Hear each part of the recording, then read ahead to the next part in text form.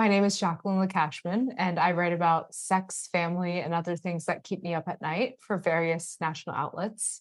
I was a former public high school teacher in New York, and now I'm pursuing writing and journalism full time. I'm Andrea Javor. I am a Chicago-based journalist and a marketing executive. I like to tell stories. I consider myself a storyteller, whether it's using data in my marketing job to show people how to grow business, or if it's using playing cards. I play a lot of poker, or it's just stories about my life. Awesome. So this is a little bit different than our usual episodes because neither Andrea or Jacqueline have published a book yet. So we're talking about sort of being in the middle of the process of publishing a book. So I think that the most interesting thing to me, like if I were not aware of the kind of business that y'all are working in the journalism world, is sort of identifying like where you think you're at in this process. Y'all can take turns however you want to. Yeah, I mean, I think it's interesting. I just started freelance writing about 2 years ago. I really didn't know much about it. I read a book, I took a class, I started to work with a really cool cohort of people who were also trying to do the same thing. But I really feel like I'm kind of building the plane as I fly it. I'm really trying to figure out, how publishing short pieces can lead to a book deal. So I'm working on I have a memoir proposal that's out there in the marketplace called Ace of Hearts: What Poker Taught Me About Love. So it's all about how basically for 20 years, I kept getting married and divorced and making really bad decisions in relationships. And that I learned the game of poker. And I realized I could have saved myself a lot of heartbreak if I had more calculated decision-making skills. So, I mean, for me, it's been that idea sort of congealed after actually starting to just write short pieces of 1,000 words, 1,500 words, et cetera, about my life and realizing that there was a story in it. And so it's been, I think my freelance journey in the last couple of years has just been like trying to figure out how to learn the industry while also participating in the industry in a meaningful way. Oh, that was really good. So like how long were you in the process before you got your agent? Like how many Oh months yeah. or So, years? I mean, like truly, I mean, so I wrote my first like sort of like short story that wasn't like a sad post-divorce journal entry for myself back in 2018. So I like took my first writing class. It started October 1st of 2018, which October 1st would have been my 2-year wedding anniversary. And it just happened to be that day that the class started. And my therapist had said to me, you've been journaling a lot. You've been telling me for 10 years you want to be a writer. Why don't you go take a creative writing class? And I'm like, what are you talking about? That's not a thing. I'm a marketer. I've been a marketer for 20 years. And she's like, yeah, do this on the side. Like, do this for yourself. So October of 2018 is when I first wrote my first story. Then I would say 2 years ago is really when I like started thinking about the book proposal and started actually putting that together. And I finished the book proposal in July of last year. So it's been just over 6 months since I've had that done. And then I got an agent. I signed with an agent in November of last year. So it took several months of querying agents to land one. But That's pretty fast. it was, yeah. I mean, relatively speaking, but it's the classes we take. It's like meeting the right agents and editors is a big deal. How would you identify where you're at in the process? Yeah, I started freelancing like 2 to 3 years ago while I was still teaching full time as a public high school teacher in New York. And I would just really write like on my commute to my schools. I had an insane 3-hour commute to East Flatbush, Brooklyn. And so that gave me a lot of time to write and pitch. Um, right now, I'm still freelancing as much as I can. I actually left teaching to pursue grad school. So I'm doing my MFA in creative nonfiction while also studying journalism, and developing what is hopefully going to be my first book. So yeah, I would say in freelancing right now, I have specific goals about where I want to be this year. Um, and then I'm also helping to develop this longer form project, which is about kind of growing up with my mom, who's a compulsive hoarder, and her marriage with my dad, and how that influenced my own dating life and my decision to be celibate for over 2 years. So say a little bit more about your project. Yeah. So this is a nonfiction project that I envisioned to be a memoir, possibly with some reported elements. Basically, my mom was a compulsive hoarder, which taught me from a young age that I did not have control. And so the book is about growing up in that way, and also my mom's estrangement from her whole side of the family, what that taught me about relationships and what it takes to keep them or lose them. And how, as a young adult, I essentially assumed that, sex was not safe, romance wasn't for me, and I really embraced celibacy as both a fear of what intimacy could be, but also a form of empowerment in terms of like not needing it. So anyway, this book is going to trace like how my family origins affected my relationship with sex and intimacy, essentially. And I published a lot of short pieces that kind of get at this. I wrote something for Women's Health in 2025 about sexual compliance and how like the societal and personal reasons that women feel like they cannot say no when they want to say no to sex and instead do it anyway because it's easier or safer or a variety of reasons why they might not feel empowered to speak up. And then I've also written extensively about my mom's hoarding and how that affected me and my sense of control over my own life and my own kind of maladaptive behaviors to try to reclaim control in a situation where my house was completely out of control. My relationships with other people were completely out of control because I couldn't be honest about what was happening, and felt like it was something to be ashamed about. Yeah. So when you're talking about how the hoarding affected your like kind of control patterns, do you Mhm. mean like because your environment was out of control, it made you feel like you had to take like increased control in other Mhm. areas of your life? Both my environment and like personal decisions. Like it was the environment in terms of everything being so disgusting and cluttered that I was ashamed and like, I mean, no one outside of my immediate family entered my house until I was 24. Mhm. Um, but it was also in terms of relationships. Like I couldn't keep honest friendships because I couldn't actually explain what was happening. And people didn't understand why they couldn't come over or why my mom, acted the way that she did in public or why she was snippy with people from my hometown. And that adversely affected all my friendships and teacher relationships. Mhm. So, I mean, the way that I reclaimed control was by writing, but also by kind of throwing myself into work and school in a way that was super unhealthy to the point of like not showering, not eating, not like sleeping, not taking care of myself because, I didn't have control over personal or family life. But what I did have control over was my academic life, um, which was super unhealthy. And I had to work my way out of. Mhm. And your body, right? I think Yeah. that's really interesting. I think it'll resonate with a lot of people with like, why do young people not do X Mhm. or whatever? Like, I mean, I know, even though as a parent, I'm like, why is my child not doing whatever? It's probably just a control thing. Like, Mhm. he's feeling out of control for whatever reason, so he can control his hygiene, for example, Sure. or whatever. Yeah. I love that. And you've talked before with me too about like maybe writing something in a different genre as well. Do you want to talk a little bit about that too? Yeah. I would love to do a YA novel about my working title is Through the Mess about like a teenager who lives with a mother who's a compulsive hoarder, and navigating what that means for her, this both physical mess of her surroundings, but also the emotional mess of dealing with what it means to live with someone who's a compulsive hoarder, and is not willing to seek help for that condition.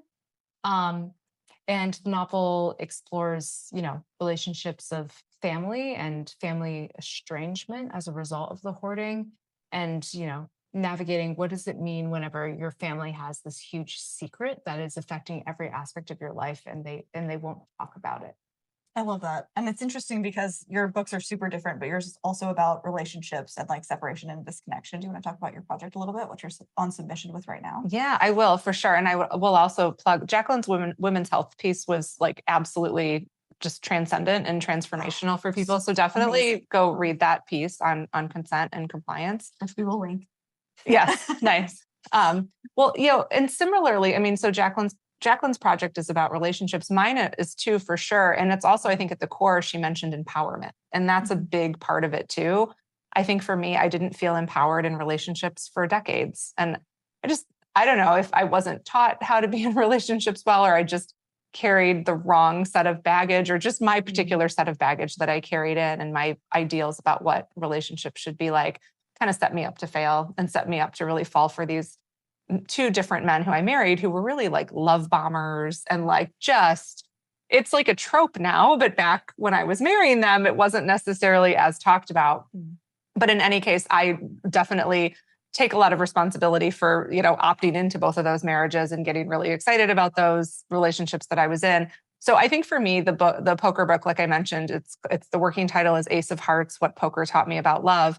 It's about a couple things. One, less than 10% of all global poker players are women. So poker is inherently like a very male dominated thing. I learned the game when I was, I think, like 41, and it felt like 30 years overdue because I grew up in a poker playing household, but it was sort of this like my dad and brothers played. It was a man's game, girls not allowed. This is the 80s and 90s. So it was just a different time when I was growing up.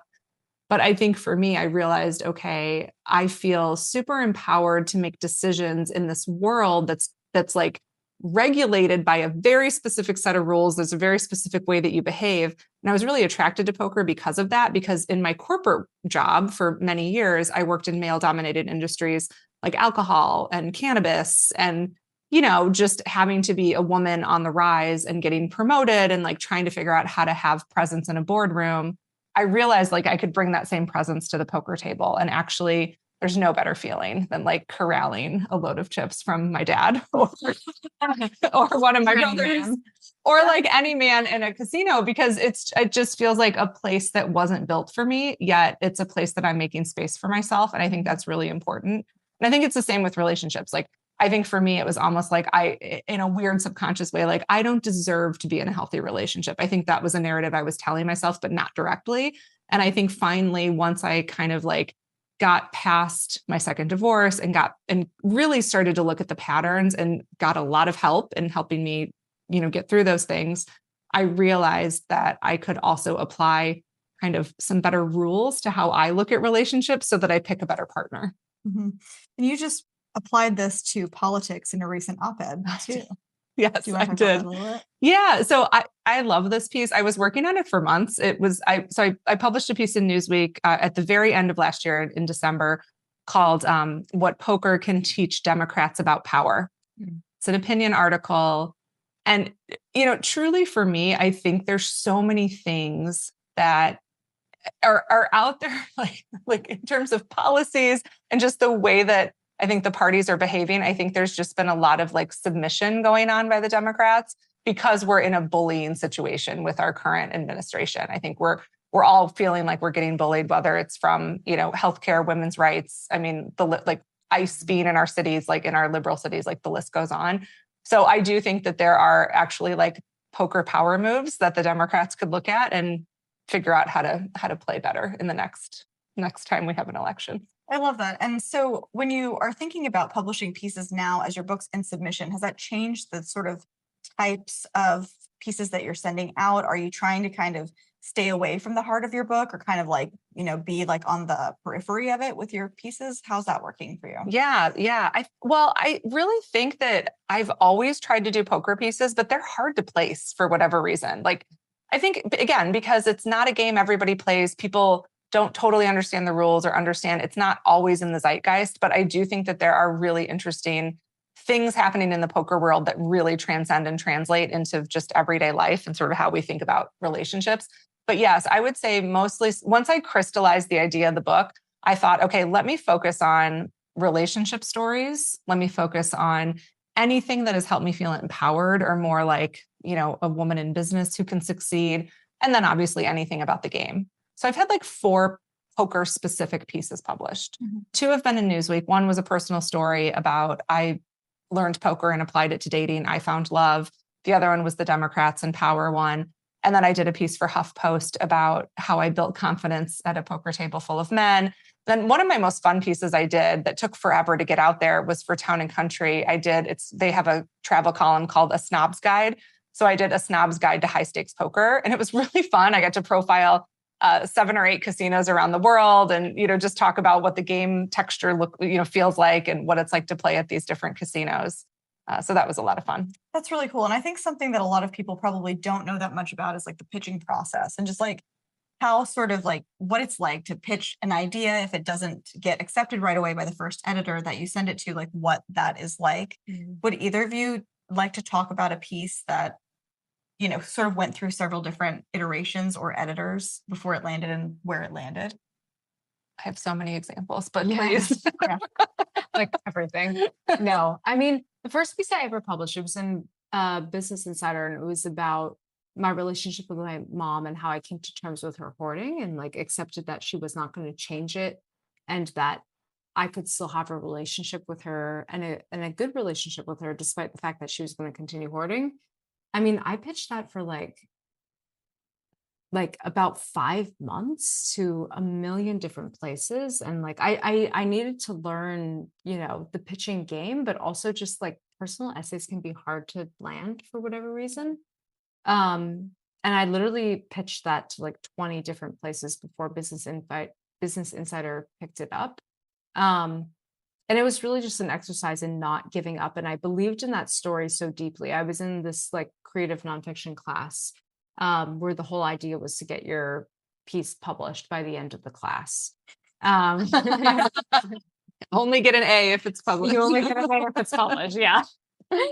And I just had it in my head. I knew I was going to write about my mom and her hoarding.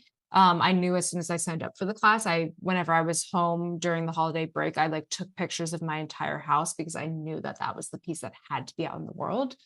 Like I just had to get it out there. And so I didn't give up. And literally in the last week of the class, it got picked up by Business Insider, and it started off as like a 1,500 word personal essay. And I had to cut it down to 700 words for publication. And I did it. And I'm so grateful that I did it because then I've written so many things about hoarding since then and how it affects me. So, yeah. And did like the title or intention of the piece change? Like, do you want to speak to like some aspects? I'm sure it's, you know, when we send them to so many places, sometimes they change so much we can't even remember, but like anything about that? It was a super literary piece. Like I had a lot of scenes and metaphors throughout the entire thing. It was quite long. Like it was 1,500 words. I cut it down to 700. So like I kept the best parts and I nixed a lot of scenes, honestly, or I condensed them so much that they were like so, you know, like on a 100-word scene. And you know, I reread it the other day and I was like, you know what, this holds up. Like the edits didn't make it a bad essay. And then I wrote a longer version of that essay for HuffPost about my relationship with my mom. And then I wrote an even longer version of that for Shondaland about like how I adapted to my mom's hoarding in ways that were really unhealthy and how I like dug myself out of that hole and also developed more empathy for why she was hoarding and like what led to that. So, I mean, I look at it as like, I'm going to continue writing about this in so many different ways. And there's a 700 version of this story. And then there's a 1,000-word version of the story. And then there's a 17,000 or 1,700-word version of the story. And then there's a book. So, you know, it all gets used eventually. I like that you're talking about sort of turning that dial to leverage the idea in as many ways that you can, because I think that a lot of people, especially like literary writers, when they're only trained in, you know, literary writing, when people come back and are like, cut what you just wrote in half, it feels really hard. Like, this is not possible. I have all of these things. I've worked very hard on this craft, but like, you can just save all that craft for the next one, which is kind of neat. So I love that. I agree completely. And I think adaptability is really important. And it's something, you know, we all met in a class from a woman named Susan Shapiro, who's great. She has her book called The Byline Bible, and she also does online classes. And one of the first things she tells you is like, if it's not working, change the format, like, or change the genre of what you're doing. So if you're trying, so my best example of that, I have a condition called restless leg syndrome, which like everyone thinks is fake. And I can assure you it is not. I've gone through many, many years of like crazy treatments, and I'm about to undergo iron infusions for it soon because it just is a perpetual issue that affects your sleep. But it was funny, I was pitching a personal essay to the Washington Post Health about my restless leg syndrome. And then I was also pitching them, and they were like, no, we want reported. And then I ended up I was just trying restless legs in lots of different formats. And so I tried it to the Washington Post travel section. And I tried it as a personal essay about traveling with restless legs. And they said, no, actually, we want research, like talk to some doctors about it, get some professional tips. So it was my first service piece I did, but it was how to travel with RLS, like when you have restless leg syndrome. And it was crazy. I had like over 500 comments on that piece. And it was really kind of an explainer with like sort of a short story at the beginning of me being in Tokyo and trying to travel on a train with my legs twitching and just how crazy it was, and doing like lunges in the galley of an airplane, just silly stuff. but it really made me realize, like, you have to be so adaptable. Like, to Asha, to your point, being so precious about every word you write is just not the way to be in the business of writing.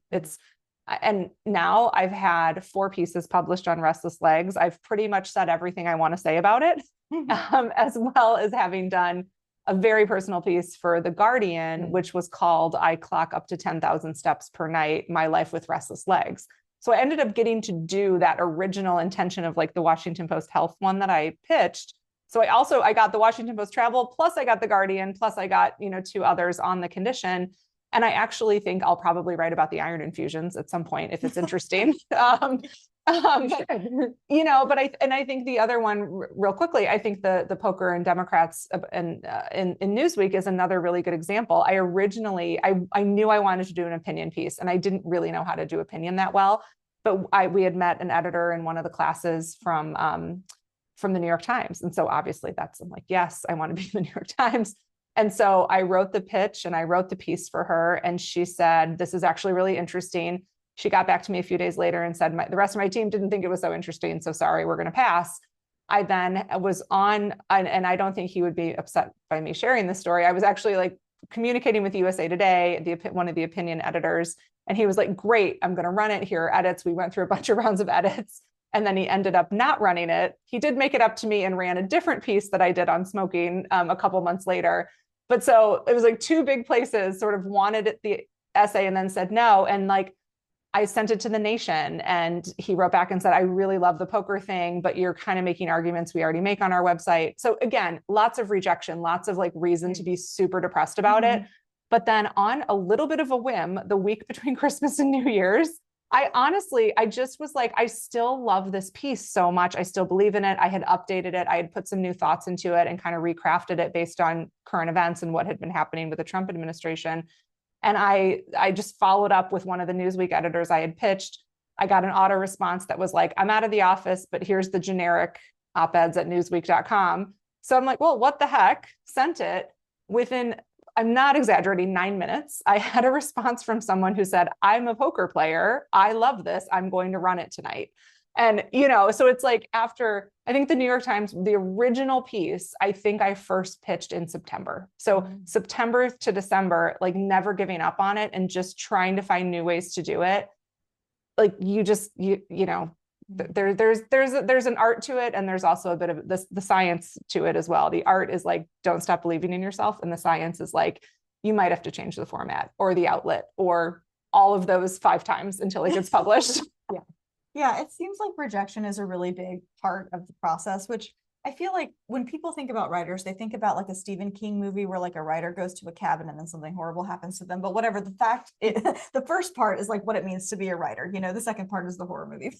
Where like being a writer now is actually like sort of just this constant hustle where you're sort of like, you come with a body of knowledge, but then you're like learning while you're doing and being really adaptable and continuing to just go like, every time I take a step, I'm going to learn from it and move that into a different sphere of what I'm doing.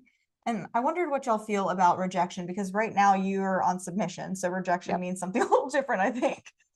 It's hard. I mean, and this is new. So I've been rejected I could show you my tracker of pitches over the last 2 years, and it's 700 lines on Excel. And it's, my success rate is 36 out of 700, right? I mean, it's like not a high percentage, which I'm not proud of. I'm trying to like make the percentage higher or shrink the rejection percentage. But the book thing is different because there's only a certain number of, there's the big 5, and then there's the imprints of the big 5. And once you start getting no's from them, it feels I feel some dismay of like, okay, but I trust my agent. She's been great so far. And I think, she's explained the plan. We're staying the course at this point. But it is, the book rejection is a little different because that's like, you've read 60 pages of my heart and soul in my proposal and like this vision of this really cool thing I want to do, versus reading, 200 words of a pitch. It's just different. It's, so it's a whole lot more. And like, you're in school right now. So like, it's way different for you, I imagine. Yeah. I mean, I feel like it's the similar rejection of when you pitch, you're going to get rejected like 10, 15 times sometimes before you land it. I mean, sometimes you get that magical thing where they say yes right away and it's beautiful. I feel like actually freelancing has helped me a lot being in school to just understand rejection, understand that it doesn't mean it's not going to appear anywhere and that you just have to keep going.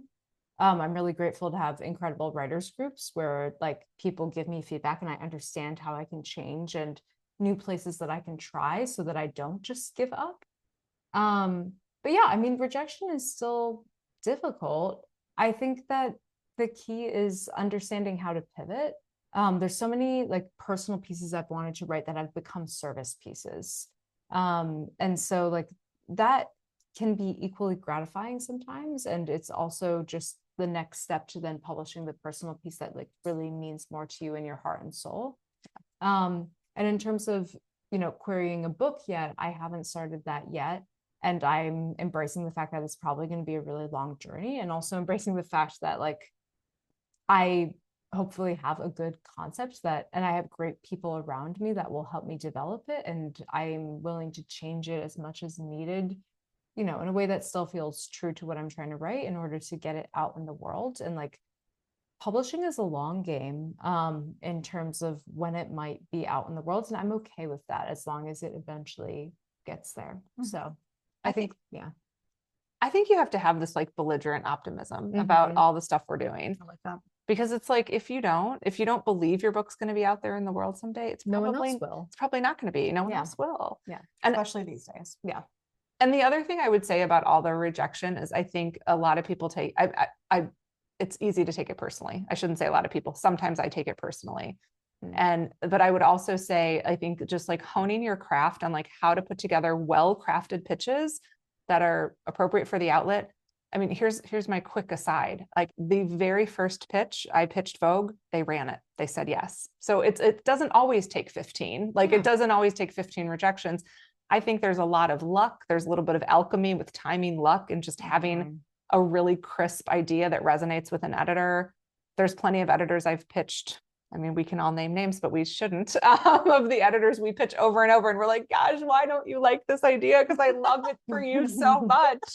And then there's Vogue, and I sent it, and it was, I got divorced in my 20s. Here's what it taught me about love, or something like that. And literally, it's one of the pieces I'm most proud of. I was so excited about it. And I honestly couldn't believe that they said yes.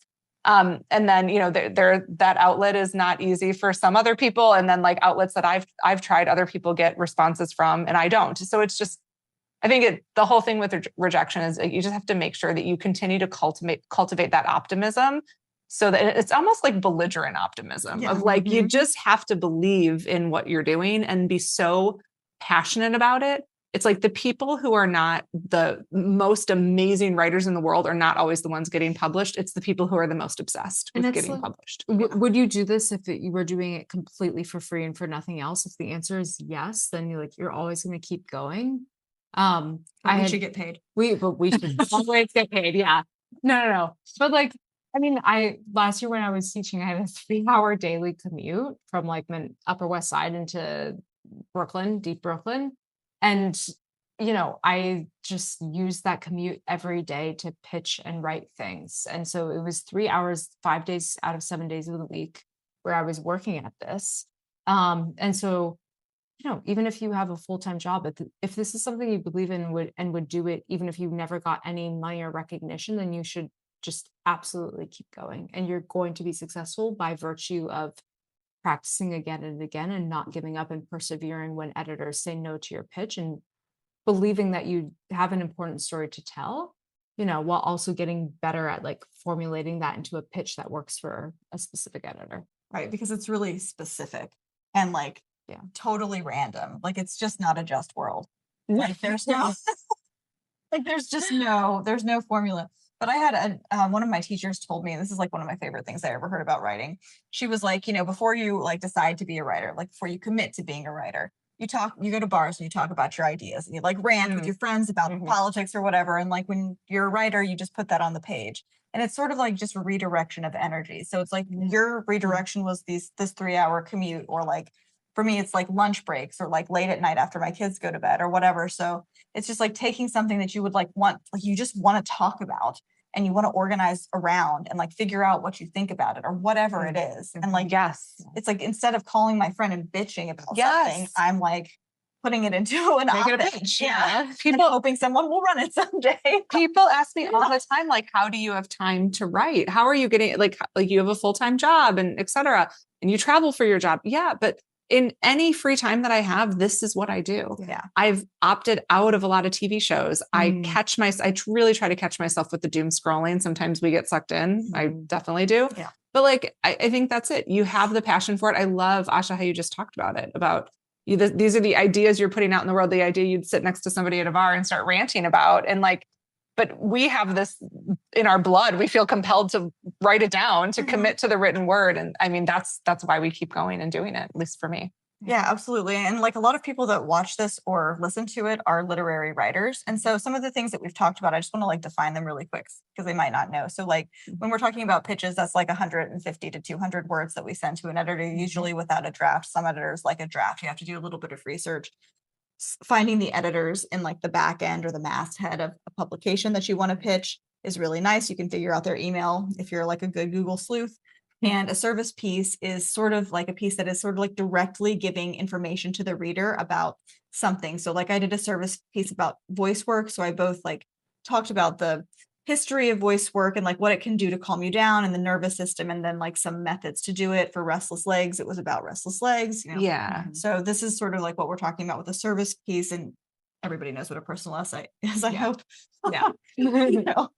So and there's hybrids too, right? Yes, Like totally. there's so many that sort of blur those lines. Personal reported. personal report is a big yeah. thing. Yeah, for sure. Yeah. Right. And like, I think we're getting like toward a wrap up, but like one of the biggest things that I think is really interesting is right now everybody says that memoir is dead. And they have said this so many times since I started like being in the literary world. And it's like, they were saying it right before Made was published. So I'm like, really fuck off. Like, they also said it right before Wild was published. Like, Sure. I'm just like, it's such a tired, like, oh no, nobody reads memoir.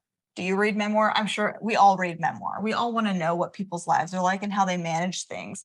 So like, but right now, because there's this like pervasive belief system, what y'all are doing is sort of going like, okay, well, I'm going to call that bluff. If memoir is actually dead, then let's just like sort of imbue the world with our memoir and see if you want to read more. Right?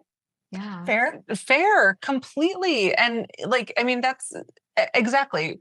I think we're living in a world of increased sort of phoniness of like how we're living, the systems that are in place, the things. I mean, we are being told, do not believe what you see with your eyes or what you hear with your ears. I mean, we are literally being told that in this world. And so I think the phony experience, I think, will also give way to wanting more authenticity and truth and real stories that are out there in a world. By the way, I love AI. I think AI is like the coolest thing. I use it in my job daily. I think about it, with writing and how I can like make my pieces better just by like looking at the tropes on AI and avoiding those. And then also just like helping it like keep me, or it helps me to stay organized with my writing regimen. And it helps me to think about titles in a new way. And 99% of the time your title gets changed anyway, we've talked about. But I think in this world of AI and this world of increased artificiality and sort of, other world, like alien thinking that we sort of have in our world and in some of the things that our administration is saying, I actually think like the authenticity of a real story that really happened told in a way that's resonant. I think that's really where I've gotten the most like positive feedback and comments through my website or just even on the piece itself to say, hey, I've been divorced twice too, and I've been super ashamed of it for a decade. And thank you so much for putting this out there. And I'm like, been there. I've been really ashamed of that too. But like writing this for the world has like helped me own it and helped me put something out in the world that's not, no offense, romantasy or, whatever other genres that have been, super popular. And in their own right, everything has a place. I think a heartfelt story beautifully told can never be replaced or replicated by a robot. And people are always going to want that. Like, it doesn't matter how good AI gets, it's not a human connection. And I relate to that a lot too. I like had a parent email me a couple of days ago. I wrote this piece for Salon about like understanding my dad better and how I always kind of followed in his footsteps and then felt really misled by him when he gave me like career advice and like discouraged me from becoming a writer. And then I like was in this whole crisis of why did I become a teacher when I always knew that my first love was really writing. Anyway, I had this parent email me who was just like, I really appreciated that piece as a parent that's like navigating what my children want to do for their career and like my own fears around that. And I responded to him and I was like, thank you so much for writing this. This like, I appreciate you engaging with my work. And he responded being like, I did not expect a response at all, but like, thank you. This is really meaningful. His name was Paul. I was like, all right, thanks, Paul. But like that's irreplaceable. You can't replace that with whatever technological advance is coming. So I personal essays and memoir is my favorite genre. I think it will never die. And trends in publishing will come and go. You can never predict what is going to sell, what's going to make the money, right? Or what's going to sell and be really popular and profitable for publishers. And that doesn't matter. Like if you believe in your idea and you're willing to play the long game, at some point, I really believe that pays off. I super agree. And I do think you can predict, because I think that the era of truth is coming. Like, I think we care about truth, and more we see the truth disappear because of AI and because of politics and because of other influences outside of our country coming in and like changing the truth and stuff like that. Like, I don't know. I think that everyone is craving it. And I think that like you can just like escape to some weird planet with fairies on it only so many times before you're like, I kind of just want to know how to navigate being a parent or a person or love, or whatever, or sex. Like, it's just like, how do we live in our world? Like, we can't all enter a virtual reality space. Who's going to build the virtual reality if we do that? It's not robots. So I don't know. Is there anything else y'all want to say about your work or your trajectory or what you're working on next before we go? I would really, I wrote, we've mentioned before, I wrote this piece for Women's Health about sexual compliance and what that is and why women are societally conditioned to like say yes to things that they don't want to say yes to. I really would like to do a longer reported piece about that where I interview other women and a lot more experts than I did in my women's health piece, and like really trace the origins of that, like from elementary school to adulthood. So that's kind of a longer journalistic piece that I'm really excited about. But other than that, I'm doing my MFA in creative nonfiction at the New School in New York and trying to develop a nonfiction manuscript. And then I'm also, studying journalism and really excited about that and exploring the different forms that I can create with that. So I'm just excited to keep freelancing and then also develop a really robust book that I believe in and start querying that and see where that goes. Awesome. I wrote a really cool piece about cross-stitching last year that I want everyone to read. I think it was really interesting, and it was about the history of embroidery and how it's like laden with protest for women over centuries. And I think it's really cool. So that's a piece I was really excited about. I'm working on several pieces right now. I have one about my favorite recipe that my mom used to make when I was young. That should be coming out soon. And a couple other reported pieces about different health issues that are coming out in Slate and Washington Post. But really, I'm focused on the memoir and the proposal and just making sure that I'm staying in touch with my agent, that we're doing everything we can to get the book out there and to find a house that really believes in it. I need to start putting this out in the world. I've been working on a novel since 2018 that I have, and I don't really know what to do with it. And Asha just told me yesterday that I should do a reverse outline. So I'm going to do that. But at some point I might want a developmental editor to just take a look at the big draft and help me get that in good shape, because I also feel like I want to do the novel. I also want to do a children's book. So there's some other sort of genres that I'm interested in as well.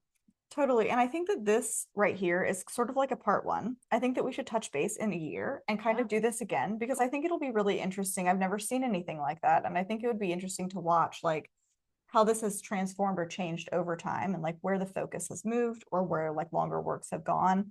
And it's also like really dependent on like the political situation that we're in and all this stuff too, right? Yeah. Which is like a really big thing. But like, I really like how you're talking about all the different things that you're in process of. And, for like any agents or editors that happen to be watching, I had a really lovely writer tell me once that what the whole literary industry wants to know about you is that you're not a bananas person in front of a camera. So here you go. Here you go. Thank you for listening to Totally Biased Reviews, hosted by Asha Doré, produced by Asha Doré and Rebecca Torino Collinsworth.